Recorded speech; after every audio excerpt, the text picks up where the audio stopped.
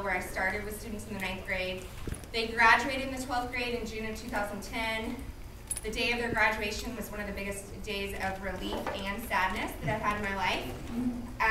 And I stayed on with the school for 4 more years in the role of college and career counselor, where I helped get our students who had a funky, competency-based, project-based transcript, get them into college. We had over 80 college acceptances across the United States. Our students out-earned in scholarships any other school in the district.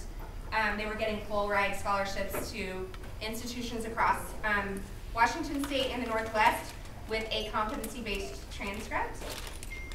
I left teaching and went to go work at Getting Smart, which I've enjoyed, working with the team at Getting Smart. 2 members of our team are here, Jessica and Carrie. And we do a bunch of cool stuff, including getting to work with people like Barack and Bob, who are going to be introducing themselves momentarily. So obviously, title of our session, whoops, timed out. Title of our session is Preparing Students for a Project-Based World. If you are the social media type, then you can be tweeting or sharing anything lessons learned. We'd love to follow and hear from you at #ProjectBase, of course, iNACOL16. And then here are the handles for our organizations and the people that you're going to be hearing from, as well as personal handles. So before we jump into kind of hearing a little bit more about why we're all here, we'd love to have everyone turn and talk to a partner.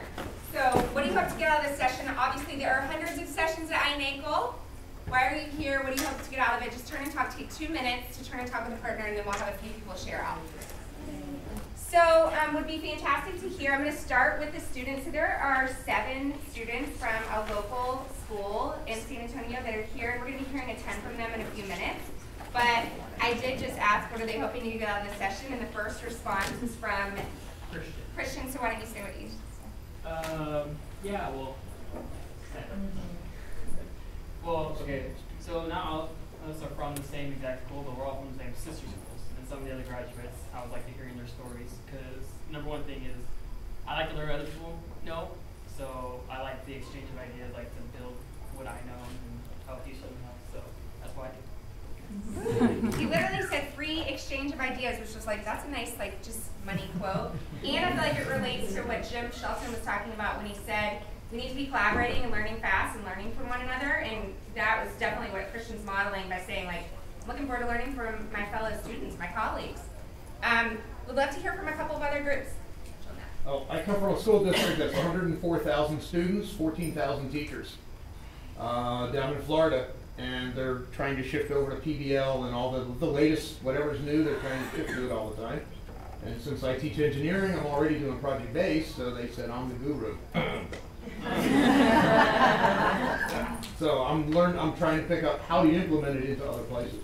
Into all these projects that are intimidating. That's awesome. I'm glad you brought that up. So if you didn't hear, she said, you know, how do you really encourage teachers who might be resistant to doing something that's new?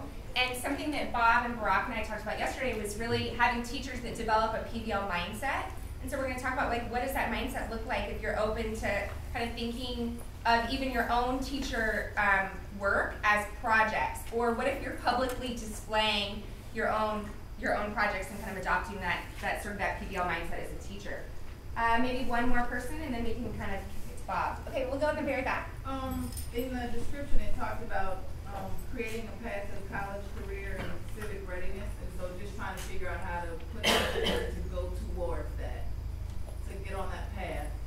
That's great, and we actually have a young lady, a 20-year-old graduate 2 years ago from Harmony Schools who's in college right now, so that's even a great question to bring up to the students, like what does it look like to be doing a ton of PBL and then you're in college, and does that translate? So thank you so much, it's awesome.